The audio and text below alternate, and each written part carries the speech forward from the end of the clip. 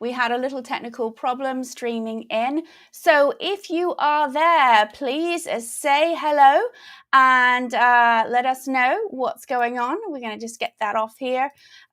We apologize for it. We are now streaming live and we'll take a second. All right, we're going to have our guests join us and we will be able to start joining our chat.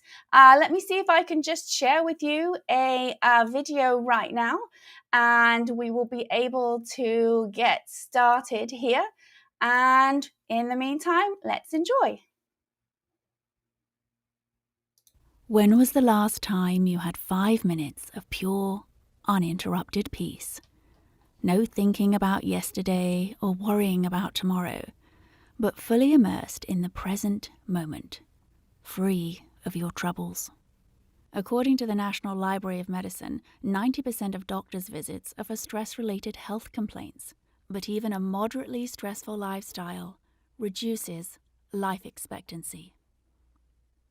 Our modern lifestyles demand increased technological screen time, bombardment of media fear, unpredictable work schedules, fluctuating financial security, that all place additional strain on our nervous systems with little time to rest and restore. Mental clarity depletes, immunity suppresses, and our nervous system suffers. Our newly seemed connected lifestyles have us less connected to the practices of deep rest from our ancestors. Hello, my name is Paula Newman, founder of Aware Meditation Inc. Vedic meditation teaches a simple practice that allows the nervous system to go from the fight or flight response to the relaxation state, 20 minutes twice a day, without the use of apps, visualization, hypnosis, or any outside stimulation. It is practiced sitting comfortably and with the use of a mantra allows the mind to go inward very easily and effortlessly. It is designed for regular folk with busy lives and even busier minds.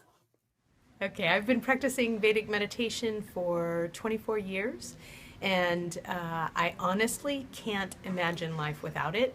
My favorite part about Vedic meditation is the relief and the reprieve I get from my brain. So it just gives me so much rest and just a lot more power in my daily experience of life. I would highly recommend learning meditation from Paula because she has this very easy, effortless way of teaching. It gives me the vitality, the energy, the creative power that I need to remain not focused, but happy and capable. Aware Meditation Inc. is a unique non-profit organization providing individuals, businesses, and families with practical self-sufficient stress reduction techniques, including Vedic meditation for sustainable mental and physical health wellness worldwide. Our outreach program holds 3 new global initiatives to teach underrepresented low-income groups of 108 participants per course within their own communities without financial strain. The course is taught over 4 sessions on consecutive days with multiple Vedic meditation teachers in person. We invite you to join us in shifting the current global fight-or-flight mindset. Help us empower all peoples to practice daily sustainable wellness techniques, release stress, sharpen inner listening, and rise out of unhealthy habits and circumstances. United, we can create, inspire, and awaken the capabilities of the human condition in global purpose together. All right, and thank you for those of you who are for saying hello. We did have a little bit of a technical problem with the reserved live stream, so I do apologize as we are sorting that out and we are waiting for our guests to join us. We have 9 of you I see in the chat, but right now we've only got Ben who said hello. Hello, Ben. Thank you for joining us. He's dialing in from Sydney. If you're on YouTube, please go ahead, say hello. Let us know that you're there. And if you have friends who are trying to dial in, simply have them hit hit the refresh and it will go up. The actual activity for the reservation is not working right now. So we're going to start our group meditation today. Those of you who have not joined us before, I am the founder of Aware Meditation Inc. It's a nonprofit that is based initially in Los Angeles, planning to go around the globe.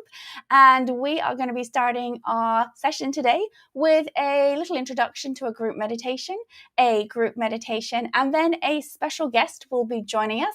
Hopefully they will be able to get in without any problems. So what we'd love is you have questions about meditation, just go ahead and pop that there in the chat for us. We have people who are on Facebook as well as YouTube. If you're joining us on YouTube, please, please, please, please, please do hit the subscribe button, even if it's just for right now, because that counts with the watch hours. So what is Vedic meditation? Those of you who don't know, it is a technique that's taught by trained teachers who have over, I think it's 6,500 hours that they did. Hello, Kieran, what's up? Oh, my little nephew is joining me. It is a course that's taught by teachers who have over 6,500 hours, and it's done in person, and it's self-sufficient. It's for people like you and me. And so it is not hard. There's no strain. Those who are kids, they have a special practice that they are eligible to do after a parent has been meditating for approximately 3 months. So in this time now, what we're going to do is hello. I like that everyone's saying hello. Okay, I don't know. We're just having some little issues with our guest. She says she's here, but I don't see her. I need you to, if you're watching on the YouTube, you're not dialing in there. You've got to get into the studio here. I can't see you. Okay, so what we're going to do is start our meditation. If you don't have any practice of meditation, I'm going to give you a little bit of advice right now. And remember all those times that you may have stared across the window at school, wishing you weren't in that class and allowed your mind to simply drift? Well, that is exactly what we are going to be doing today, allowing your mind to wander. So if you have done this practice, you will know exactly what to do. You will have learnt it from a teacher. But if you haven't, I'm going to ask you to join us for the next 20 minutes to simply do nothing. What does that mean? That means nothing at all. You're not going to try to do anything. So what we want you to do is simply close your eyes and get very, very comfortable. And we're going to have you just allow that mind to drift. In between time, I'm absolutely just going to put myself on mute so you don't hear any background noises here. If you notice there's some movement on my end, I'm just trying to help get our guest in here. And we're going to meditate. I'm going to take control of the time for you, and we are going to start.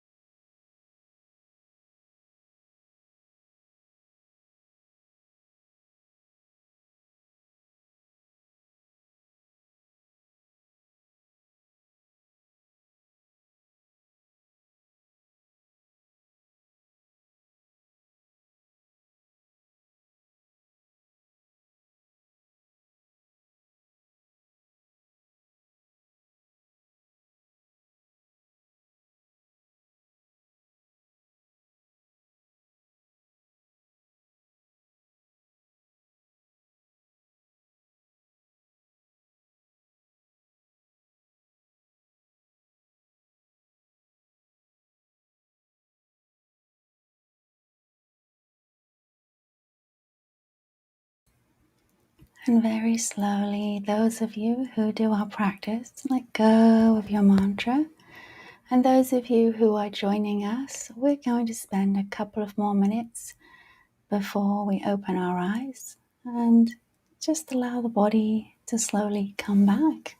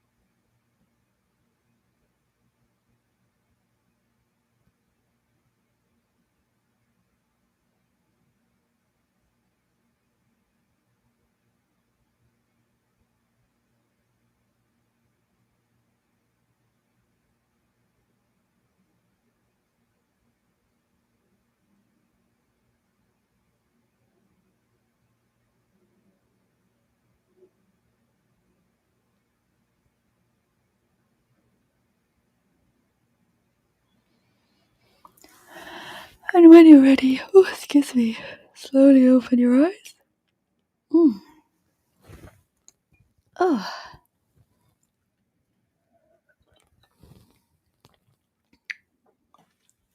Okay, those of you who are joining us or have joined us in between, welcome. We did have a few technical challenges at the beginning, so I do apologize for that.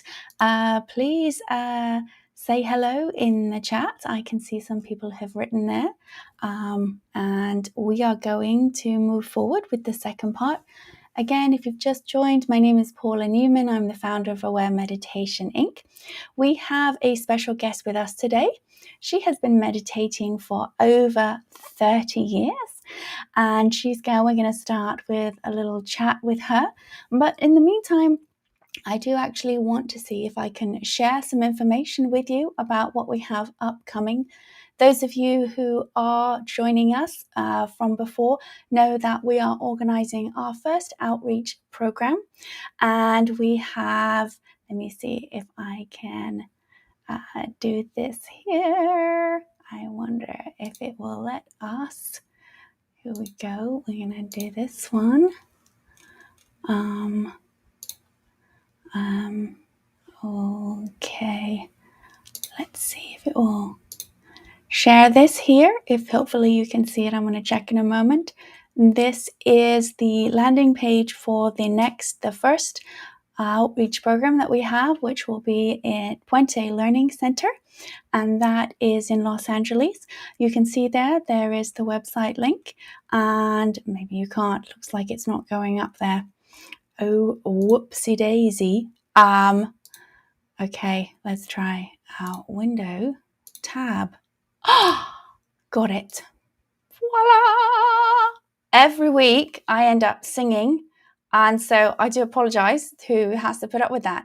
But here we have it. Okay, so this is the webpage landing page for Puente Learning Center, awaremeditation.com/Puente. If you know people in Los Angeles who fit into our low income bracket, and right now they have opened it up to more than people in their center, the eligibility is if you qualify for low income discounts with your local power source, which would be LADWP here.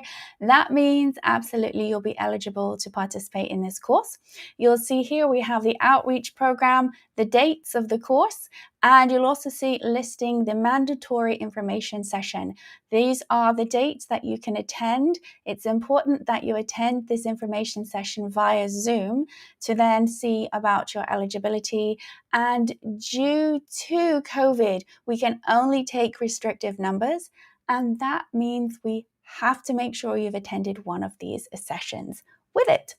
We also want to remind you of the ebook if you're curious about learning the meditation practice, Vedic Meditation Stories. It's an ebook and all donations go towards the nonprofit. This is another way to find out about our practice. All right, so we are now going to bring in our guest. Let me bring her in here. Hi, Rachel. Hey. We did it. We did it. We did it. Okay. Those of you who know Rachel, do say hello in the chat.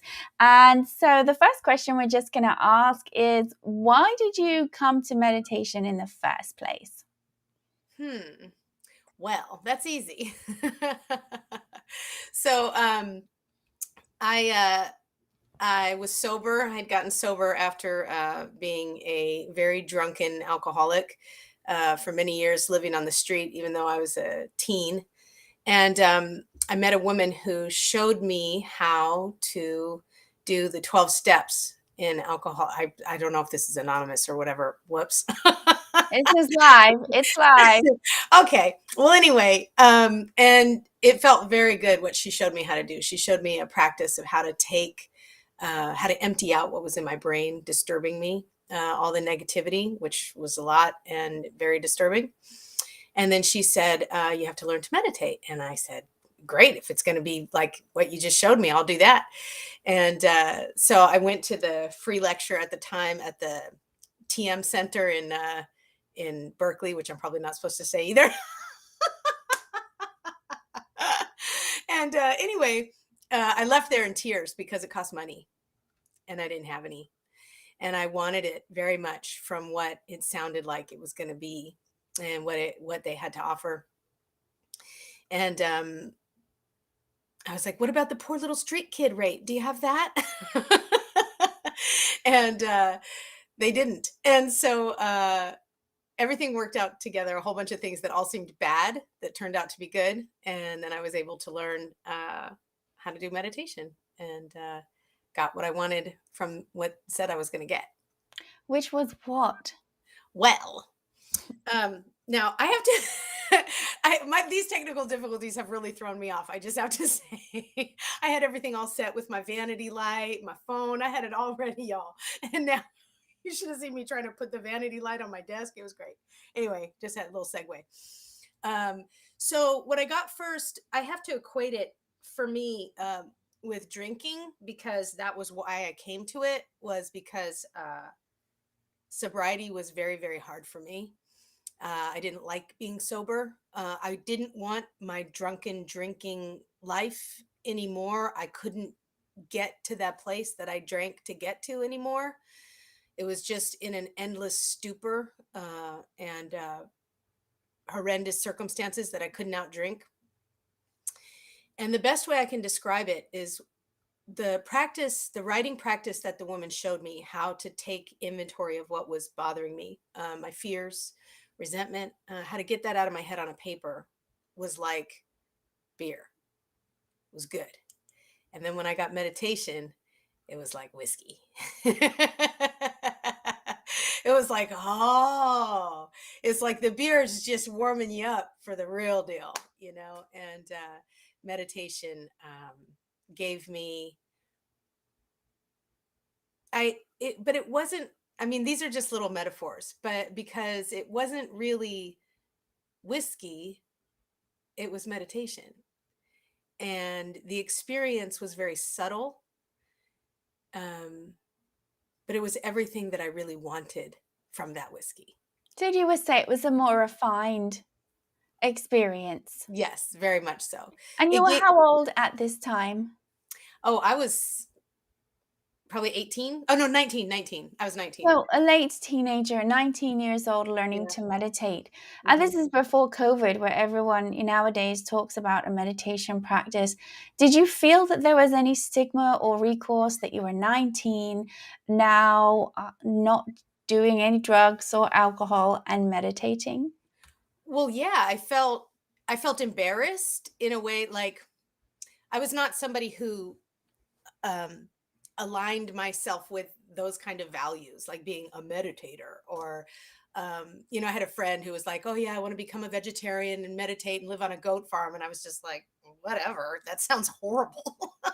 So um you were coming from a place where that's what you thought meditation meant you had to be. exactly, yes, I thought that meditation meant I had to be good and I had to be this So hippie good is being a vegan. Is that like, but I well, mean, getting back down then, to it. yeah, the vegan wasn't even a buzzword back then, it was more like, yeah, like you had to be peaceful and um yeah, like, well, because you also, so my drunken drinking, living on the street, I was very violent actually, and my background prior to living on the street and being a drunken drinker was very violent. I grew up in poverty. There was always violence. That was just the manner of living, and so everything was to prove I was tough. Everything was to keep you away from me and to keep you from hurting me. And so, because I was already hurting so much, it's like, please no more. And um, but I would have taken any physical violence over what this thing would do to me,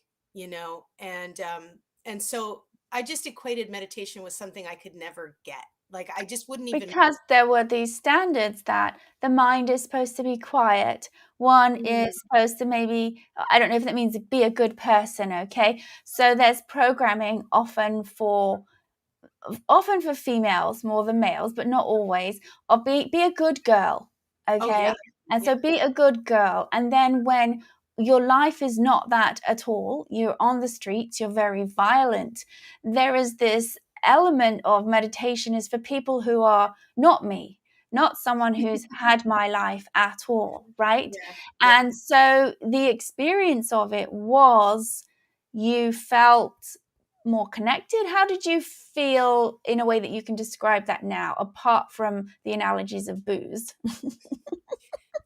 Right. Sorry. I'm blaming the technical difficulties. um, so I would say that right away there was a comfort um, where it was like I could fit inside of my own body when I meditated. That's beautiful. That's something that everyone in the world pretty much would like to do, right? Feel more connected and okay for being your authentic self, who you are. Now, Mm. often it's a lifelong proposition, right? But in that moment, you felt okay. And would you equate that much of your using was because you didn't feel okay in your body? You didn't feel Of okay being course. you? Absolutely. Absolutely. Because I crave, I always craved to know more. I was just talking to someone about this, that I've been suicidally ideated since I can remember. And what was that second word? Ideated? Yes. Like Okay, I what had suicidal ideation since I can remember. so what is that for those who don't know? I ruminated about killing myself frequently. Okay, so these were, so people know these are thoughts, these are not actions, okay? So Yeah. these are thoughts that you had. Carry on. Yes. So yeah, since I was a kid, I would think, when they find my dead body, then they'll know. Then they'll see how much it really hurts. Then they'll see what they did to me.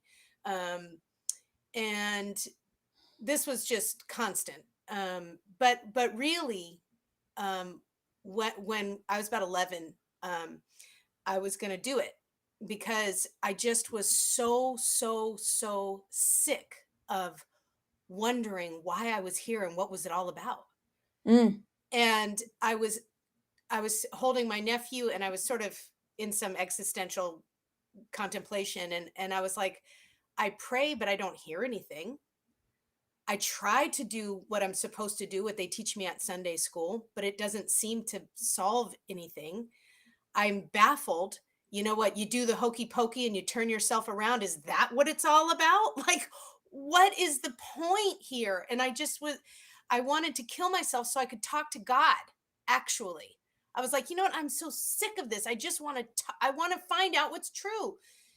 And, this was a deep depression that this was so, like, I might as well have just gone to the refrigerator and grabbed a Coke, but I went to the bathroom and got my parents' razor blades. And gratefully, I loved my sister's children, and I thought that might affect them in a bad way, so I didn't do it. But the need for more, the need to know more than I can see and touch and think about, even like the need to know more, felt satisfied in meditation. Did it feel like a sort of a safety blanket, like it felt Yes, comforting? actually, now that you mention it, yeah. But it was like it's not like I got an intellectual answer when I closed my eyes and learned to, when I learned to meditate and I practiced the technique. It's just that drivenness to know and understand became lessened and lessened because I was knowing it. Right, you are having an experiencing it. experience of Yeah. connecting to Yeah. that knowingness within you, searching it out. And those of you who might think, gosh, that's terribly young. If you've been following the channel with Cosmic Chats, you'll see that they're dropped 3 times a week, Monday, Wednesday, Friday. There is a common thread that right around 10, 11, 12 years old, a cognition that happens in the psyche of the perception change. What's going on here? What am I doing here?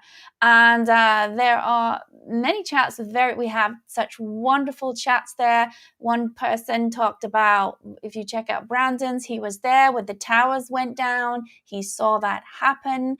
We have a veteran who also grew up with a parent with PTSD, and they had their own PTSD. And last week we had Stevie Mack come on, who grew up in the gang neighborhoods in Los Angeles, and how he had perception change. And that was around 12 years old. So if my nephew is still dialing in, he's not too far from that. So these are awakenings, perception, the nervous the nervous imprint, the imprint in the nervous system is there already, right? This fight or flight is within this system. As you have meditated, and it's 30 years, life still happens, right? So it's important that people know that life still happens. And to earmark for those who are watching, you got married, you had children Twice.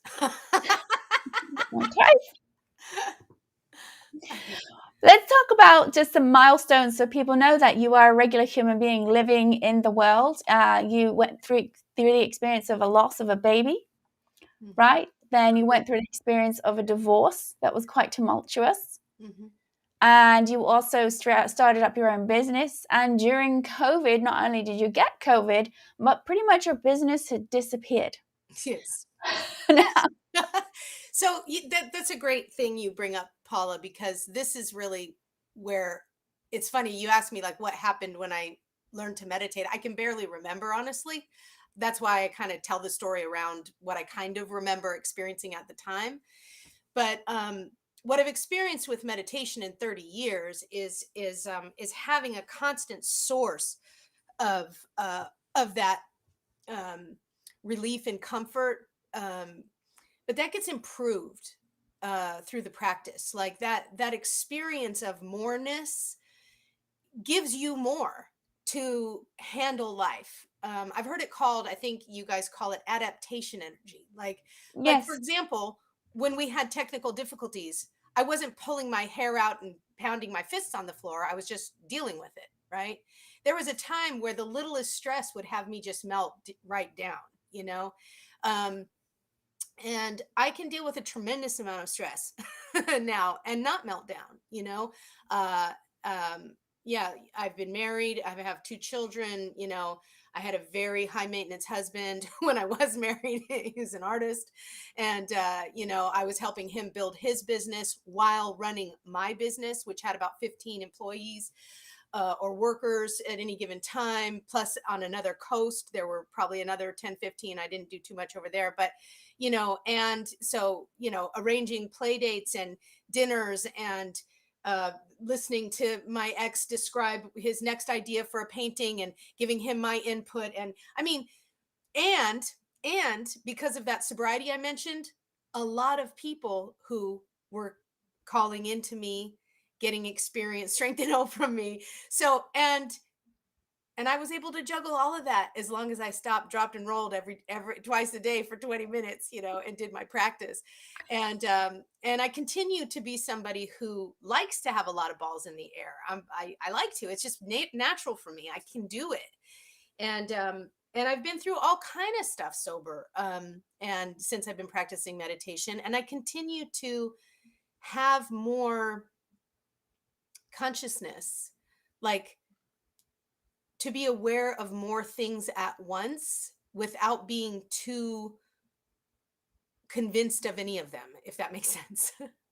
Well, open to your own inner voice and your own intuition, and being able to observe to what is occurring in the present moment, right? We have that imprint in that nervous system. And I talk about this a lot in regards to childhood, because when those imprints are there, they are deep-rooted patterns. And what happens is that is then normal regulation. And many of those, if they are trauma, actually then need to recreate that pattern for someone to feel okay. Like this is normal. And what happens is then situations are created in adulthood to feel normal, that are actually the fight or flight response kicking you in. And what happens is long term, the adrenals are put at a high volume pump. The physicality of the body is beginning to go into depletion because it doesn't need to be on high alert all the time. When we start to meditate, in that time, we shift from that fight or flight to what's called the relaxation state, right? And this is why for 20 minutes, people can feel as if they've taken a 12-hour nap. And why? Why is that? Because they're simply equating that deep rest of 12 hours. It feels the same after 20 minutes of meditation. And as those, we call them stressors, start to slowly move up and out, we then get to a place where there's nothing left than the skeleton imprint of those stressors or patterns that are there. As we continue to meditate, what happens is we then start to behave differently. We're still humans, we still live in the world, and we start to have an opportunity to retrain how we're actually responding. And that's where we can call that either witnessing what's happening, or we have a moment and we pause and I'll catch ourselves. And those who are in 12-step programs know a phrase called pause, right? When agitated. There's no ability to pause when the nervous system is running fight or flight all the time. There's no capacity to be able to do that, right? With the meditation practice, giving the physiology deep rest, filling up, I call it, petrol tanks, right? You're filling up that adaptation energy, and you get in the car and you've used it up, or maybe it's electricity, however you use your car. You need to use it, and that's part of being a householder, right? You use this stuff up. But we're not living in depletion anymore. And that means there's the ability, the capacity to observe and see what's actually happening right now. What's really occurring in this moment? Someone is at me with their stress. Am I the cause of that stress? Yeah. Or is it their perception, right? Now, we cannot control other people and whether they understand their perception is not our perception. We call that the individual's consciousness. And what do we mean like that? Well, really, that's their individual's capacity to be able to look at big picture, see what's happening. And an individual can only receive information that we're giving based on their own capacity to receive that information, right? So anyone who's dialing in who's a teacher will know that you can have 10 students And if you're lucky, 5 of them know what you're talking about, right? Because they don't have the capacity. But when meditating regularly, that capacity broadens. And what happens as a result is red flags are seen coming down the line. Maybe not red flags. It's simply an observation now. Note to self. Okay. And as a result, things become less jarring, right? Because they're not so much a surprise, but we get to connect inward and we feel this amazing sense of being lifted and carried. And that knowingness that you so very well articulated, it's really coming home. And someone had asked me, about home, especially I live in Los Angeles. A lot of people, come here, find fame and fortune, which, statistically, finding a career successfully only fills you up about 30%. Because if that's what did it, we would not have unhappy moguls or entertainment people, would we? All right? No, they wouldn't have that. But that inner knowing, that's home. So when we nurture that connectivity within, and that knowing, that inner knowing, and that expands, we start to begin to feel fuller, right? And if you joined in last week's live stream, we talked about letting go and meditation. And we had a teacher from Sydney joining us talking about how can people meditate for decades almost, and they seem to be creating these same stresses. What's going on? And the element of what is, we start to embody the sense of unconditional love, right? This is what it is. We get nurtured within when we meditate, so we feel fuller. And then as a result, there is less of a need to push out, to force out, right? When that happens over time, we have experiences, like you've had experiences. When we have experiences, it starts to retrain. Neurologically, the pathways are being altered of how we behave. When we do that enough, a habit occurs. And when we start to have that habit now forming, what we've done is now shifted our consciousness. Now, there's always the possibility we can have moments of clarity, right? Awakeness. Those are the fun moments, actually, where we realize, oh, wow, that person actually never really liked me. I thought they did. Oh, okay. Or some such. I don't even know why I'm saying that. Who doesn't like me? You must be picking up on my thing. I don't know. Who doesn't like it? Someone out here is stressing out about someone not liking them. Okay, well, this is a fundamental, like me, right? From grade school, right? The girls don't like me, the boys don't like me, the people are picking on me, the teacher doesn't like me, right? These are so important when we have these fundamental, raw emotions, basing our self-worth and no ability to go and connect inward. And the advantage is those who meditate regularly for 3 months, children can learn, right? Children can learn a practice that helps them begin to have a habit of going inward. This is home. This is where I start to cognize my ideas.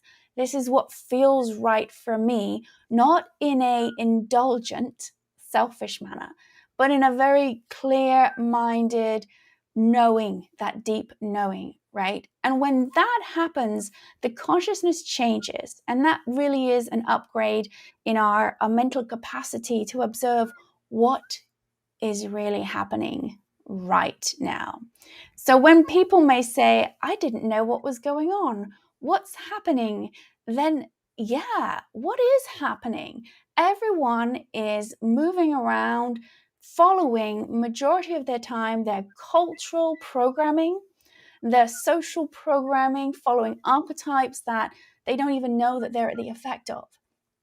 And yet, desperately wanting to break free of that. And so we have this push me, pull me.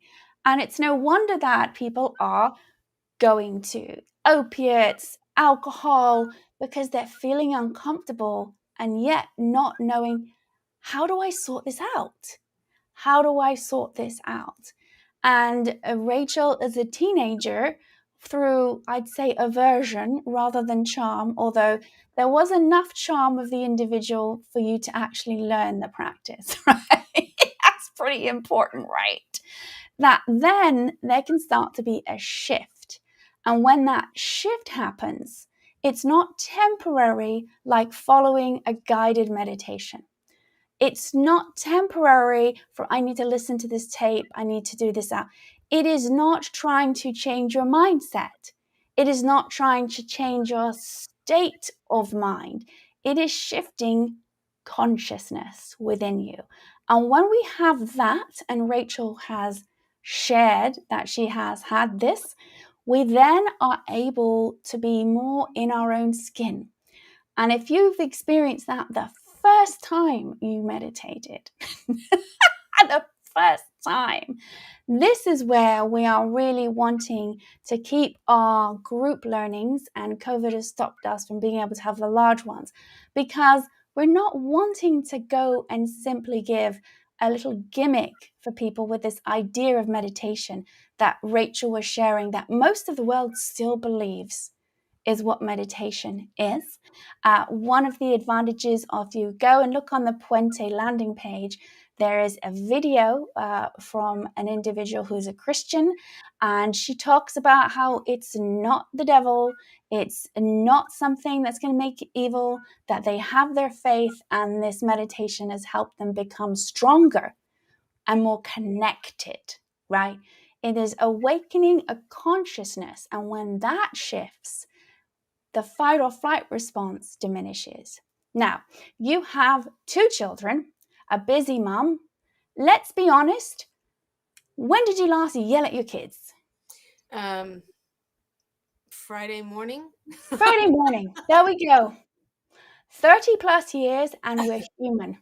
Yeah. Oh yeah. Right? The thread of children, right? It will pull on the consciousness, right? And so the up and down is less up and down, and these sort of little outbursts become lessened. But the ability to apologize or shift that or have a conversation about what's going on then happens sooner than later. Can I say something about that real quick? Mm-hmm. About my relationship with my children. My son is 15, my daughter's 10, and we're very close, me and my kids. And I might yell at them like I did on Friday. And then in the car while we're driving, of course, I apologize, and then we talk about it. And it's, a lot of times they support me because I've supported them, and we have my kids also meditate, not all the time, but they do. A lot of times I have them do it in the car. And, but I just want to say that consciousness, that expanded consciousness, like, cause they've grown up in it, we share it. Like I'll hear my daughter talking to her friends, and she is amazing, the things that she says, and my son too, and I just wanted to say something about that like, yeah, there's reflection, right? That, Mm-hmm. yeah, I get Mm-hmm. depleted and I get frustrated because kids are, full of beans, and they, it's frustrating to deal with people who are full of beans. Right. And so, but they understand that, and they understand my daughter wrote a little thing about me, like for my birthday or something. She said, even when she's angry, she's happy. Even when she's angry, she's happy. So what's being expressed is frustration with something that's happening, but being, hello, Kate. Hi, thank you. It's so important that we acknowledge our humanity. And the meditation helps us do that. Why? Because we get the stress moved out. And a lot of the stress is, I'm supposed to be someone other than who I really am. Mm-hmm. I hear it all the time. I was supposed to be born looking this way. I have a friend of mine who was born in China when there was one child, and it was a girl, right? And they actually had gone and put her away into the dumpster. And she made enough noise that people came and said, okay, we'll keep her. She's a fighter, right? Like that is not forgotten, right? That kind of trauma, and working through it's okay to be who we really are, and then the fears that parents have. So we hope that you have gained some wisdom today from having our group meditation. Again, I'm just going to remind you of a couple of things. Here is the link in the page. We have here Holly's video for Puente. It is open in Los Angeles for people who qualify. Please go there, attend one of the classes. Please do via Zoom if you know people who are interested. If you want to get to the next level where we have a special creative visualization workshop, very different. It's called Listening to the Soul's Desire. Most creative visualization is based on material means, like vision boards. We turn that on its head. We get quiet enough that we can start to hear what the soul is calling. And as a result of the practice, we start to feel more bliss in the waking state. And that's open to people who do our meditation and those who don't. And then a final little reminder, if you have not got Vedic meditation stories, it will be so beneficial if you can. And we would like you to, if you can, subscribe if you hadn't. Please join in with the Cosmic Chats. We will be hoping to get more of our group learnings as we move out of COVID. Who knows what's happening with the Delta variant in the Northern Hemisphere when we go into winter, which is probably a few weeks' time. And please don't hesitate to email and contact us if you have any questions. With that, thank you so much and join us hopefully next week for our next stream.